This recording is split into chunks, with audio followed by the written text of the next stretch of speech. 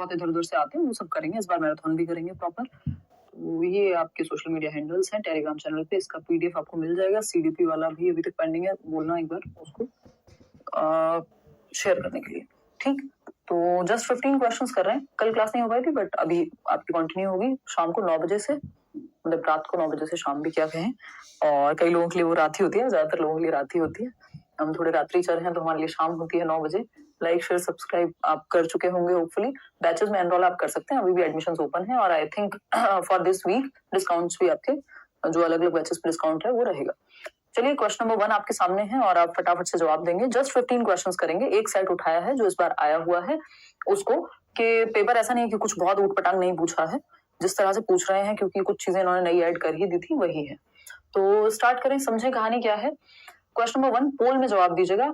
जब हम यह कहते हैं कि भाषा यादृच्छिक है ना, देखिए हिंदी इंग्लिश या कोई भी जो भी आपने दोनों लैंग्वेज ली है, दोनों बिल्कुल सेम आती हैं जब से पेपर ऑनलाइन हुआ है। ये बात हम बहुत पहले पकड़ चुके हैं और इस पर चर्चा कर चुके हैं कि ये क्या है, ट्रांसलेट करके दोनों ही लैंग्वेजेस को दे देते हैं। अगर आपने हिंदी इंग्लिश ली हुई है तो क्वेश्चन सेम होंगे, बस ट्रांसलेटेड होंगे, हिंदी वाले इंग्लिश में, इंग्लिश वाले हिंदी में। तो आपके वो टॉपिक्स क्लियर होना बहुत जरूरी है। दूसरी बात, आपकी इस चक्कर में हुआ क्या है कि कुछ इंग्लिश पेडागोजी के ऐसे टॉपिक्स हैं जो पहले हिंदी में नहीं आते थे बट अब आते हैं, तो ये इंपॉर्टेंट है कि समझें। जैसे लैंग्वेज क्या है, आर्बिट्रेरी होती है, ये आर्बिट्रेरी को यादृच्छिक कहते हैं हिंदी में। ये क्वेश्चन जन्म जन्मांतर से, आई मीन जब से सीटेट है तब से बहुत बार पूछा जा चुका है, ठीक। तो समझेंगे फटाफट, देखते हैं क्या कहानी है। पोल में जवाब दीजिए, भाषा यादृच्छिक है, इसका क्या मतलब है या इससे क्या तात्पर्य है, ये पूछा है। पहला ऑप्शन है भाषा पहले से निर्धारित सिद्धांतों का पालन करती है, यानी कुछ रूल्स होते हैं जिनको फॉलो करती है लैंग्वेज। चलो होते हैं रूल्स, लेकिन वो तो भाई सिद्धांतों के अनुसार चलती है, नियम के अनुसार चलती है, उसमें आ गया यादृच्छिक है, इसका मतलब तो यहाँ पे नहीं लग रहा। सेकंड ऑप्शन है भाषा के शब्दों और उनके अर्थों के बीच अंतर्निहित संबंध है, यानी कोई इनहेरेंट रिलेशन है कि कोई शब्द क्यों है, यानी इस पेन को पेन क्यों कहते हैं, इसके बीच में कोई संबंध है नहीं, अंतर्निहित संबंध नहीं होता है। इसका जस्ट ऑपोजिट ही यादृच्छिक कहलाता है, स्वतंत्र है, स्वच्छंद है भाषा। अगर मैं कहूं शब्दों और उनके अर्थों के बीच संबंध किसी ठोस कारण पर आधारित है, ना कि बस यूं ही है, कोई ठोस कारण नहीं है। शब्दों और चीजों के बीच में जो मीनिंग है उसका कोई मतलब नहीं है। मन के पेन कह दिया, टेन कह देते तो टेन हो जाता है।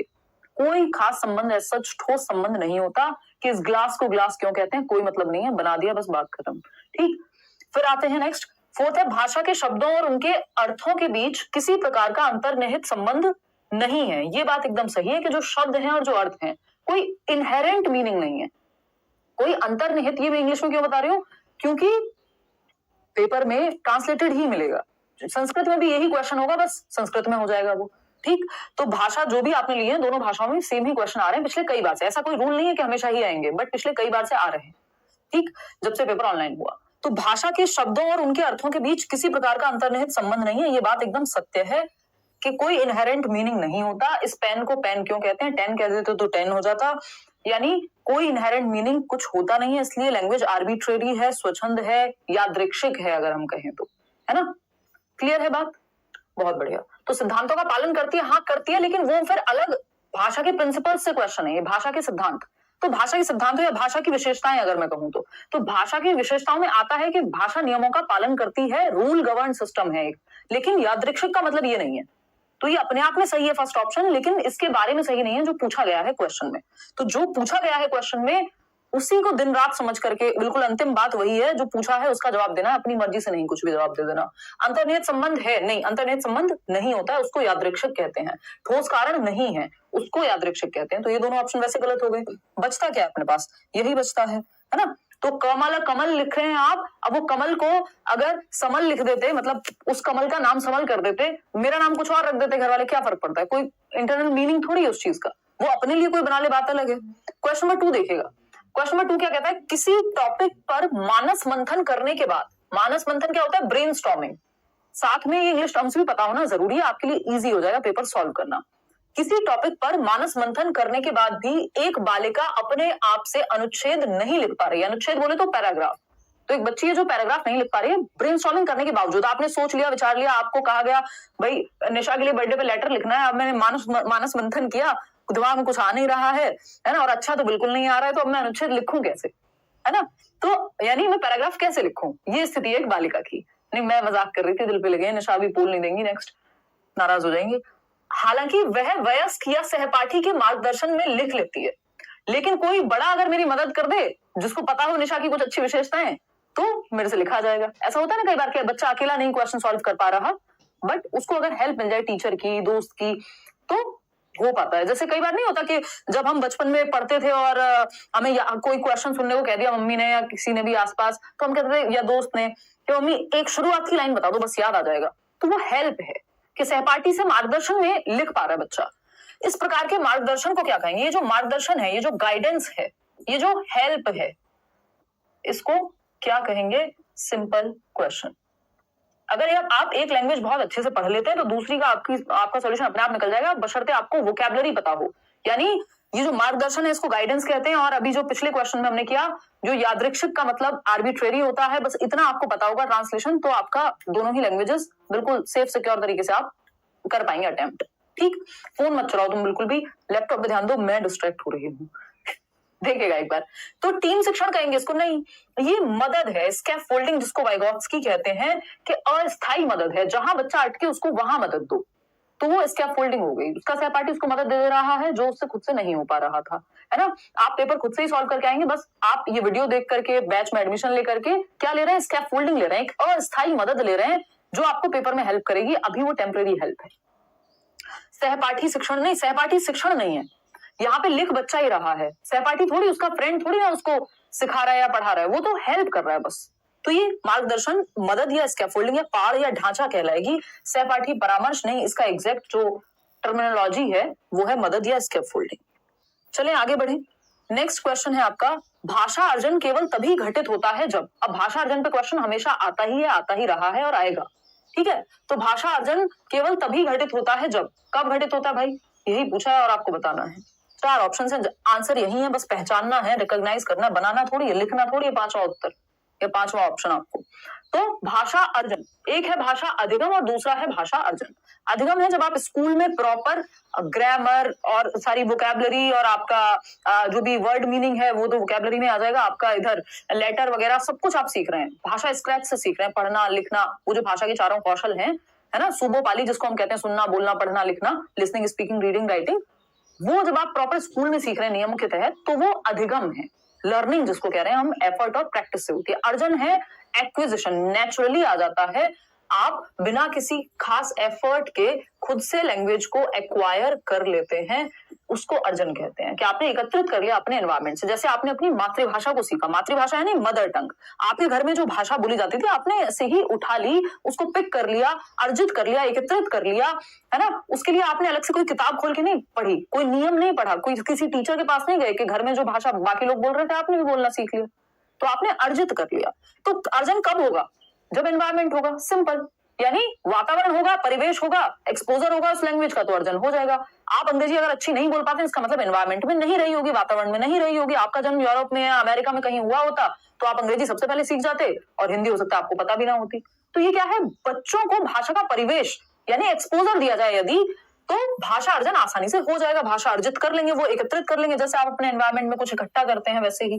तो बच्चों को भाषा का परिवेश या एक्सपोजर दिया जाए, और ये भाषा अर्जन यंत्र होता है एक। ऐसी बात नोम चॉम्स्की ने की है, अलग से एक दिन सेशन रखेंगे, ठीक है ना, कि जो आपके लैंग्वेज थियरिस्ट हैं, भाषा के सिद्धांतकार हैं, वो कौन से हैं और कितने महत्वपूर्ण हैं। ठीक, तो भाषा अर्जन केवल तभी घटित होता है जब बच्चों को भाषा का परिवेश एक्सपोजर दिया जाए। बच्चे के आसपास अगर वो भाषा बोली जा रही है, अगर आप किसी और देश में भी चले जाएं तो हो सकता है, अब तो क्योंकि एक एज के बाद मुश्किल हो जाता है भाषा को अर्जित करना, लेकिन अगर बच्चा है 5-7 साल का, उसको कहीं भी भेज दो, वो बहुत जल्दी वो लैंग्वेज पिक कर लेगा। इवन आप भी कर लेंगे बहुत हद तक आज भी।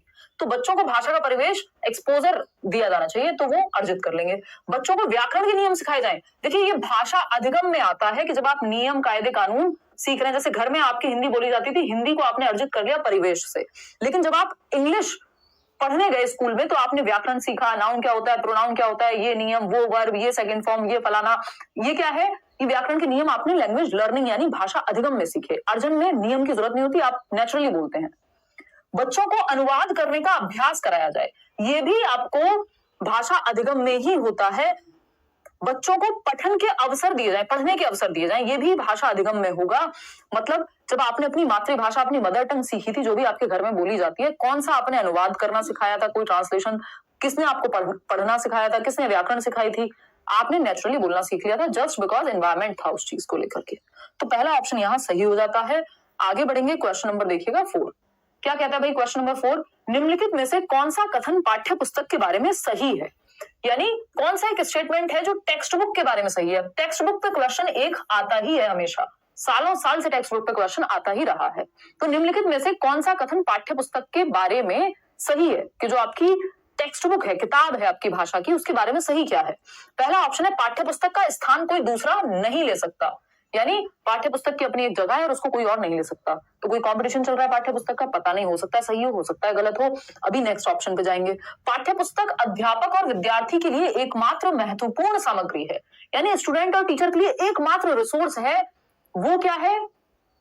Text book. क्यों भाई? ब्लैक बोर्ड भी है, एग्जाम्पल्स भी है, एनवायरमेंट भी है, पेपर भी है, यानी रिसर्च पेपर या 70 चीजें हो सकती हैं, शीट्स ले जाके जा सकते हैं आप। आज की डेट में तो आप कंप्यूटर से लेकर के दुनिया भर की चीजें प्रिंट आउट्स लेके जा सकते हैं। क्या पाठ्य पुस्तक एकमात्र रिसोर्स है? नहीं, पाठ्य पुस्तक कई सारे संसाधनों में से एक संसाधन है। एनसीएफ आपका यही कहता है, एकमात्र संसाधन नहीं है, सर्वोसर्वा नहीं है, ऑलमाइटी नहीं है। फिर आता है थर्ड ऑप्शन, यह पाठ्यचर्या में उल्लिखित उद्देश्यों को प्राप्त करने में मदद करती है। यानी जो आपका करिकुलम है, पाठ्यचर्या मतलब करिकुलम, पाठ्यक्रम क्या होता है? सिलेबस। सिलेबस जस्ट एक पार्ट है करिकुलम का। करिकुलम में यानी पाठ्यचर्या में सारी गतिविधि आ जाती है जो भी स्कूल में बच्चा कदम रखने से लेकर के बाहर निकलने तक करता है।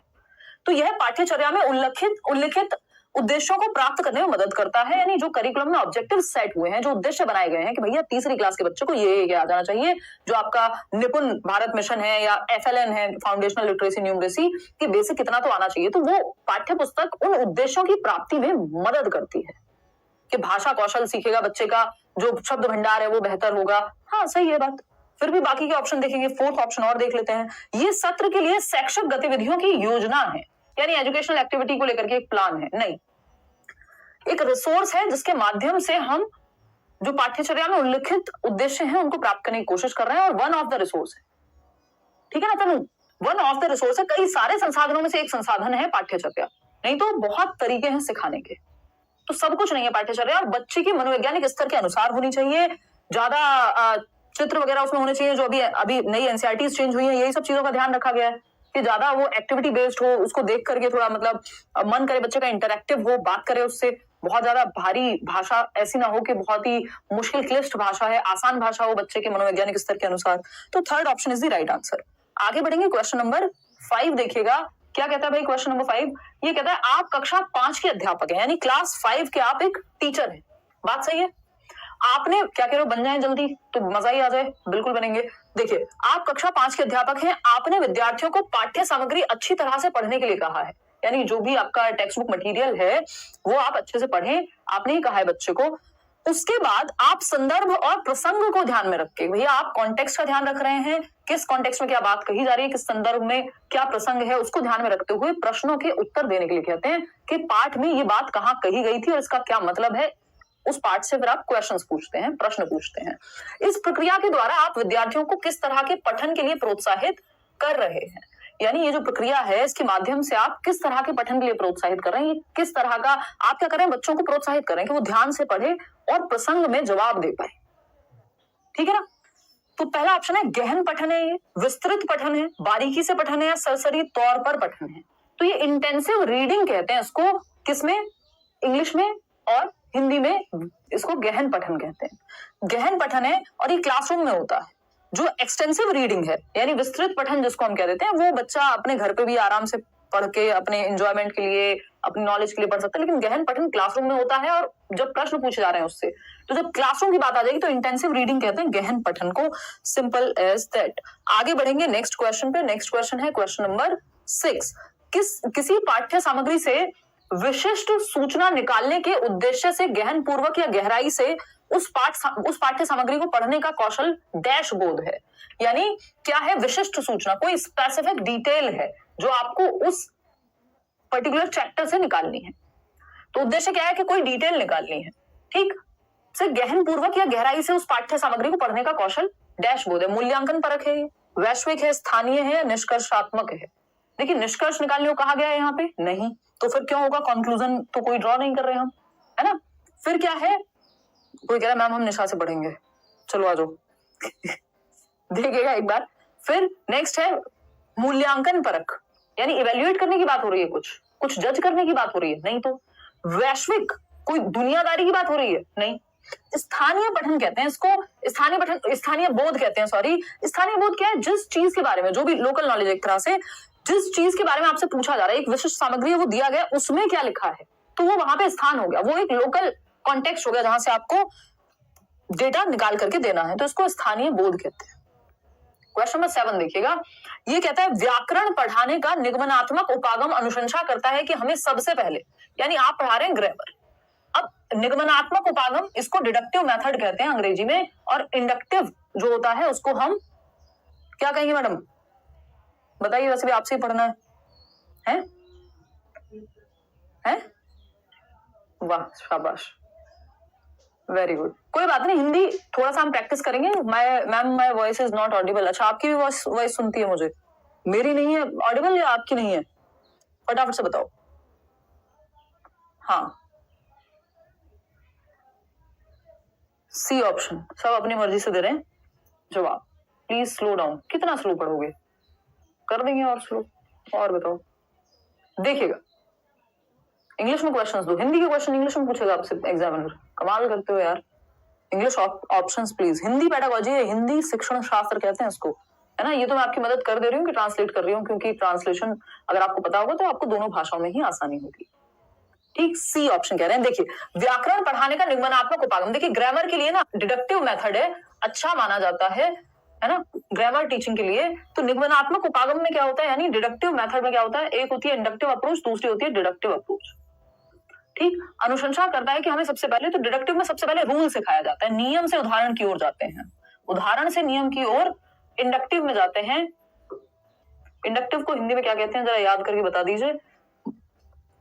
आगमनात्मक विधि, उदाहरण से नियम की ओर। मैं एग्जांपल दे देती हूँ आपको, नियम प्रस्तुत करने चाहिए, नियम प्रस्तुत करने चाहिए। तो जैसे संज्ञा है, तो संज्ञा की पहले आप परिभाषा बताते हैं, है ना, और फिर उसके बाद उदाहरण देते हैं। जब आप क्या करते हैं, निगमनात्मक विधि से पढ़ा रहे हैं, तो जब आप आगमनात्मक विधि से पढ़ाते हैं तो पहले उदाहरण देते हैं। उदाहरण क्या होते हैं, बच्चों बताओ तुम्हारा फेवरेट फूड क्या है, फेवरेट सिटी क्या है, तुम्हारे दोस्त का नाम क्या है, फिर वो बताएगा सोनू है, छोले भटूरे फेवरेट फूड है, आगरा मेरी फेवरेट सिटी है। फिर आप बताते हैं कि ये जितने भी उदाहरण आपने दिए हैं, है ना, person, name of a person, place और थिंग, यानी किसी वस्तु, स्थान या व्यक्ति के नाम को संज्ञा कहते हैं। फिर आप डेफिनेशन बता रहे हैं, तो वो हो जाएगा आगमनात्मक विधि। उदाहरण प्रस्तुत कर रहे हैं पहले, बाद में जा रहे हैं नियम की ओर। लेकिन जब आप नियम प्रस्तुत कर रहे हैं तो ये निगमनात्मक विधि होती है कि पहले आपने परिभाषा लिखवा दी और उसके बाद उदाहरण दे रहे हैं। ठीक है बात। तो वास्तविक संप्रेषण प्रस्तुत करना चाहिए, नहीं, इस नियम के अनुसार वास्तविक संप्रेषण नहीं आएगा। आगे बढ़ेंगे क्वेश्चन नंबर 8 पर। डैश तथ्यों से कहीं आगे जाकर अनुमान लगाने का तरीका है, यानी फैक्ट्स जो आपके सामने हैं उससे आगे जाकर के आप अनुमान लगा रहे हैं, इन्फेरेंस ड्रॉ कर रहे हैं। तो पाठ्य सामग्री का विस्तार, एक्सट्रापोलेशन, व्याख्या करना किसी चीज की, विश्लेषण करना या निष्कर्ष निकालना, बताइएगा। मैराथन कराएंगे भाई, अभी तो पहले क्वेश्चंस कर लो, मॉक टेस्ट कर लो, फिर कर लेना मैराथन, बता देंगे। देखिएगा, डैश तथ्यों से कहीं आगे जाके, मतलब जो आपके पास फैक्ट्स हैं उनके आगे जाके आपको सोचना है, विचारना है, अपने कुछ विचार उस पे व्यक्त कर रहे हैं, या फिर थिंकिंग प्रोसेस लगा करके कुछ और एक्स्ट्रापोलेट करना है। अगर मैं अंग्रेजी में कहूं तो, हिंदी में कहें तो पाठ्य सामग्री का विस्तार, कि आपने बच्चों कहा इस पे सोच के इस कहानी को और आगे बढ़ाओ, इसमें क्या हो सकता है, इसका अंत बदल के देखो। तो पाठ्य सामग्री का विस्तार कर रहे हैं आप, एक्स्ट्रापोलेशन कर रहे हैं, सिर्फ व्याख्या नहीं कर रहे हैं, सिर्फ विश्लेषण नहीं कर रहे हैं, सिर्फ निष्कर्ष नहीं निकाल रहे हैं, ये सब तो इसमें ऑलरेडी इंक्लूड हो जाएगा। तो वो ऑप्शन बेस्ट होता है जिसमें या तो वो बाकियों से बेहतर ऑप्शन हो या फिर बाकी सारे ऑप्शन उसमें समाहित हो जाएं। ये सिंपल तरीका होता है आंसर निकालने का। तो पाठ्य सामग्री का विस्तार करने वाले प्रश्न एक्स्ट्रापोलेशन कहलाते हैं, कि हम तथ्यों से, फैक्ट्स जो हमारे पास है उसके आगे जाकर के अनुमान लगा रहे हैं, अपने एक विचार लगा रहे हैं और कुछ नया निकाल करके ला रहे हैं। तो first option is the right answer. Question number 9 देखिएगा, कक्षा में मातृभाषा को स्थान न देना किस विधि की विशेषता है, यानी आप मदर टंग को स्पेस ही नहीं दे रहे हैं क्लासरूम में, जो आपकी टारगेट लैंग्वेज है, जिसको हम कहते हैं लक्ष्य भाषा। एक होती है लक्ष्य भाषा, दूसरी हम मदर टंग की बात करते हैं, मातृभाषा। लक्ष्य भाषा वो है जिसे सिखाने का लक्ष्य है, यानी स्कूल में अगर अंग्रेजी सिखानी है तो वो लक्ष्य भाषा बन गई। मातृभाषा जो बच्चे के घर में बोली जाती है, जो उसको आती है ऑलरेडी। तो मातृभाषा को स्थान नहीं दे रहे, मातृभाषा का प्रयोग वर्जित है। लक्ष्य भाषा का ही प्रयोग किया जाता है, यानी टारगेट लैंग्वेज जिसको हम कहते हैं। तो टारगेट लैंग्वेज अगर इंग्लिश है मान लीजिए तो इंग्लिश का ही प्रयोग किया जाएगा, हिंदी है तो हिंदी का ही प्रयोग किया जाएगा, बच्चे की मातृभाषा का प्रयोग नहीं किया जाएगा, वर्जित है। तो ये होता है प्रत्यक्ष विधि यानी डायरेक्ट मेथड के अंदर, है ना।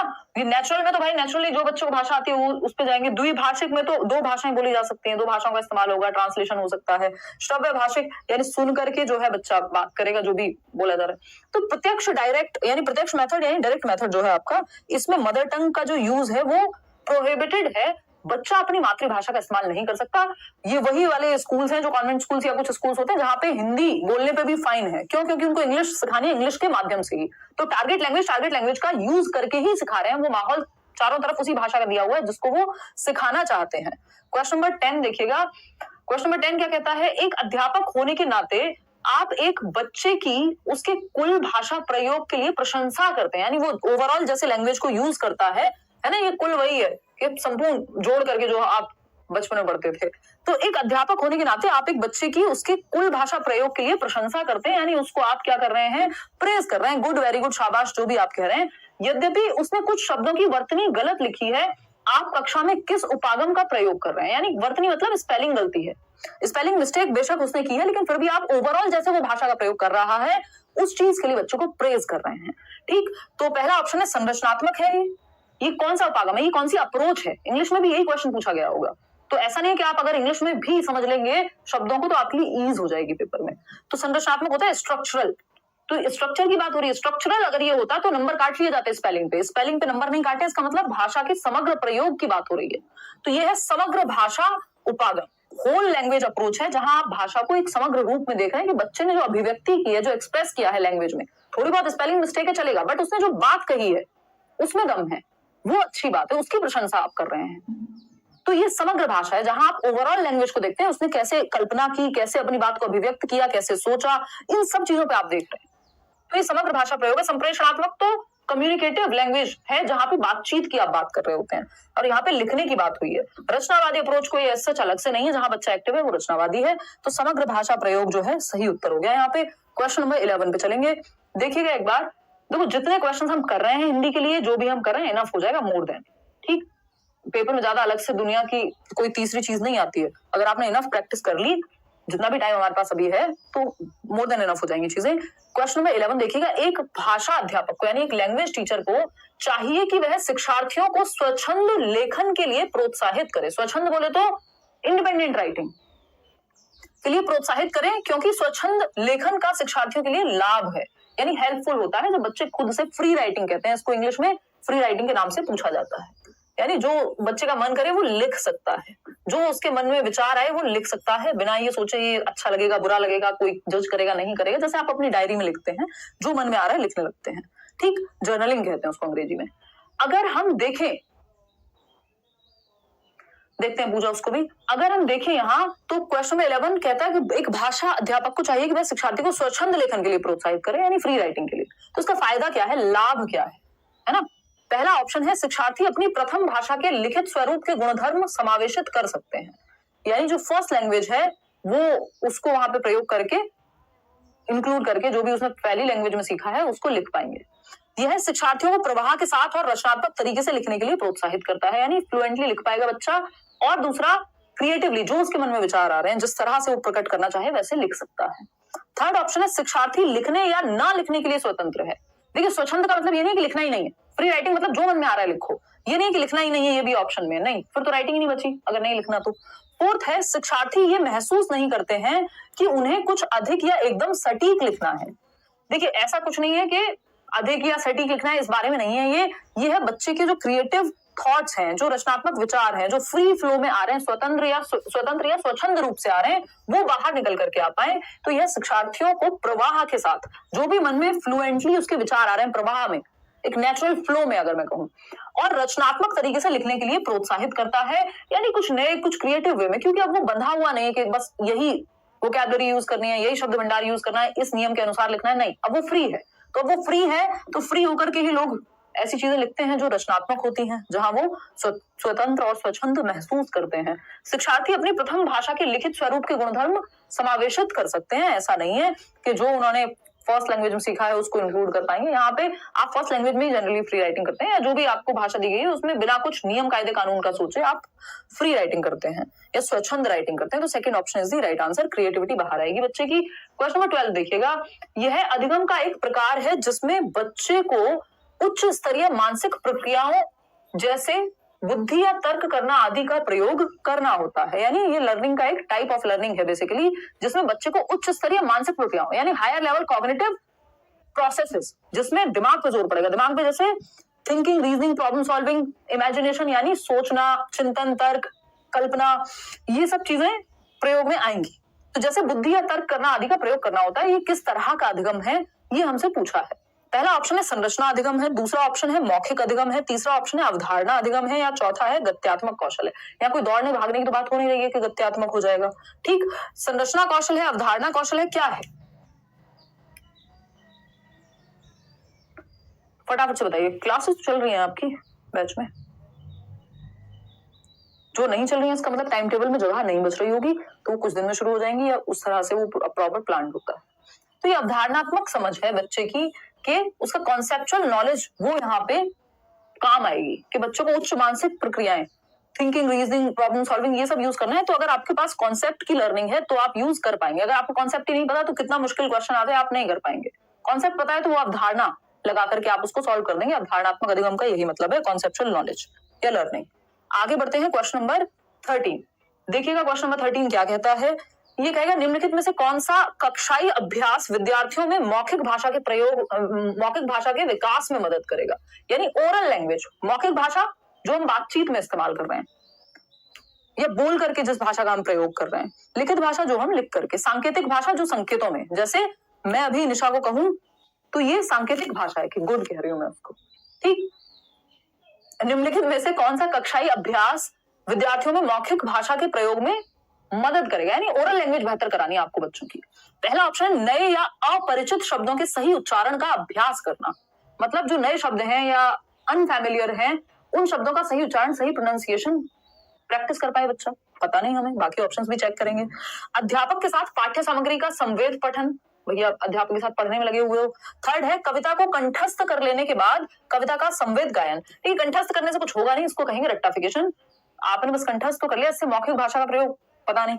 रोल प्ले में भाग लेना, हमें चारों में से बेस्ट ऑप्शन चाहिए। चारों पूरी तरह से गलत नहीं है, लेकिन हमें चाहिए बेस्ट ऑप्शन, वही हमें एक नंबर दिलाएगा। ठीक, तो बेस्ट ऑप्शन है यहाँ पे रोल प्ले में भाग लेना। रोल प्ले बच्चों के लिए बहुत हेल्पफुल होता है। क्यों? क्योंकि ये बात हमने बहुत बार की है, अभी फिर से करेंगे कि मौखिक भाषा जनरली रोल प्ले में क्या है। अभी आप देखेंगे दशहरा आने वाला है तो बहुत सारी जगह पे आपको रामायण का वो मंचन होते हुए नजर आ जाएगा। रोल प्ले ही है वो भी एक तरह से, कि कोई रावण बना हुआ है, कोई राम बना हुआ है, कोई सीता बनी हुई है ना, कैरेक्टर प्ले कर रहे हैं वहां पे लोग स्टेज पे। तो रोल प्ले में क्या है, अब वो अपने अपने डायलॉग्स याद करेंगे और उनको बोलेंगे। तो मौखिक भाषा तो अपने आप ही अच्छी होगी, क्योंकि वो डायलॉग में उतार चढ़ाव आपके उच्चारण में है ना, आप बात को किस तरह से कहना है वो इंपॉर्टेंट है रोल प्ले में। ठीक, पता चला है सूर्पणखा की नाक कट गई और वो रोते हुए की जगह हंसते हुए आ रही है तो गड़बड़ हो जाएगी ना। तो आपको पता होना चाहिए मौखिक भाषा का कैसे इस्तेमाल करना है। तो रोल प्ले में भाग लेना, तो रोल प्ले सबसे ज्यादा महत्वपूर्ण होगा यहाँ मौखिक भाषा के सही उच्चारण के लिए या विकास के लिए अगर मैं कहूं तो। क्वेश्चन नंबर 14 देखिएगा। क्वेश्चन नंबर 14 क्या कहता है, फटाफट से पढ़ के जवाब देंगे पोल में। आप हिंदी भाषी अध्यापक हैं, यानी आप एक टीचर हैं जिसको हिंदी आती है, ठीक है, और आपकी नियुक्ति पंजाब के एक प्राथमिक विद्यालय में होती है। अब जॉब लगेगी, आप सीटेट करेंगे, उसके बाद पेपर देंगे, फटाक से नौकरी लगेगी, मेहनत अगर ठीक से कर रहे हैं तो हिंदी भाषी अध्यापक हैं आप। मान लीजिए उत्तर प्रदेश से हैं और आपको हिंदी आती है, या बिहार से हैं आपको हिंदी आती है ना, और आपकी नियुक्ति पंजाब के एक प्राथमिक विद्यालय में हो जाती है। पंजाब जहां पंजाबी वहां की मातृभाषा है या लोकल लैंग्वेज है, तो वहां आप चले गए केंद्रीय विद्यालय में। मान लीजिए आपने ले लिया सिलेक्शन, है हमारे लर्नर्स जो जाते हैं ऑफकोर्स। अब चूंकि आप स्थानीय भाषा नहीं जानते हैं, अब आपको वहां की लोकल लैंग्वेज आती नहीं है, क्योंकि आप तो जिंदगी भर से मान लीजिए बिहार में थे या फिर यूपी में थे, तो यूपी में तो हिंदी जनरली बोलते हैं, बिहार में तो फिर भी कई सारी भाषाएं अलग अलग तरह की, मतलब यूपी में भी है बट हिंदी का चलन है ही। तो अगर हम देखें तो चूंकि आप स्थानीय भाषा नहीं जानते, आपको पंजाबी उतनी अच्छी से आती नहीं है, तो आपको क्या करना चाहिए बताइए फटाफट से। पहला ऑप्शन है, इस तरह का क्वेश्चन बहुत बार आता है, समुदाय को हिंदी सीखने के लिए प्रेरित करेंगे। यानी अब जो कम्युनिटी है वहां की, जो जिंदगी भर से जिनकी जनरेशंस पंजाबी बोल रही हैं, उनको कहेंगे कि बेटा, या लोग आप जो है पेरेंट्स बच्चों के या पेरेंट्स बच्चे, कि आप सीख लो हिंदी, क्योंकि मुझे तो पंजाबी नहीं आती, आपको हिंदी सीखनी चाहिए। तो ये हो जाएगी मूर्खता, है ना। किसी हिंदी भाषी क्षेत्र में, और वैसे भी वहां लोग ज्यादा हैं और आप अकेले हैं तो आप ही सीख लो भाई, किसी हिंदी भाषी क्षेत्र में स्थानांतरण के लिए आवेदन कर देना चाहिए, यानी आप कहेंगे मेरा ट्रांसफर कर दो यार कहीं, तो ये एकदम गलत तरीका है। एज अ टीचर आप भागेंगे नहीं अपनी रिस्पॉन्सिबिलिटी से, आप वहीं एडजस्ट करने की कोशिश करेंगे। आपको देश भर में कहीं भी ट्रांसफर दिया जा सकता है, ये आपको पहले ही नौकरी ज्वाइन करने से पहले पता था। केंद्रीय विद्यालय में सबको पता ही होता है, नवोदय विद्यालय में सबको पता होता है, ठीक। एकलव्य मॉडल स्कूल्स में भी यही हाल है। थर्ड क्या, बच्चों की भाषा को एक संसाधन के रूप में इस्तेमाल करना चाहिए और शिक्षण आरंभ करना चाहिए, यानी जो बच्चे की भाषा है उसको एक रिसोर्स के तौर पे इस्तेमाल करेंगे और सीखने की कोशिश भी करेंगे और शिक्षण आरंभ करेंगे। अंग्रेजी में संप्रेषण करना चाहिए। क्यों भाई, जब बच्चे की मातृभाषा में सिखाना है, नेशनल एजुकेशन पॉलिसी साफ साफ कह रही है, तो क्यों आप इतने तीरंदाज बन रहे हैं कि अंग्रेजी में संप्रेषण करेंगे, ठीक। तो ये क्या, बच्चों की भाषा को एक संसाधन के रूप में इस्तेमाल करना चाहिए और शिक्षण आरंभ करना चाहिए। बच्चे की भाषा, बच्चा सेंटर में है, बाकी सारी चीजें पेरीफेरी पे हैं। केंद्र में बच्चा है, बच्चे के अनुसार चीजें होंगी, इसीलिए चाइल्ड सेंटर्ड एजुकेशन कहते हैं। और इसके अराउंड है, बाकी सारी चीजें जो है ये सीमाओं पे है, केंद्र में बच्चा है। तो बच्चे की भाषा को आप संसाधन के रूप में इस्तेमाल करेंगे और सीखने का प्रयास भी करेंगे जितना आपसे हो पाएगा। क्वेश्चन नंबर 15 देखिएगा, भाषा अधिगम में निदानात्मक परीक्षण, ये लास्ट क्वेश्चन आज का, 15 ही क्वेश्चन करने वाले हैं आज हम। भाषा अधिगम में निदानात्मक परीक्षण का उद्देश्य क्या है।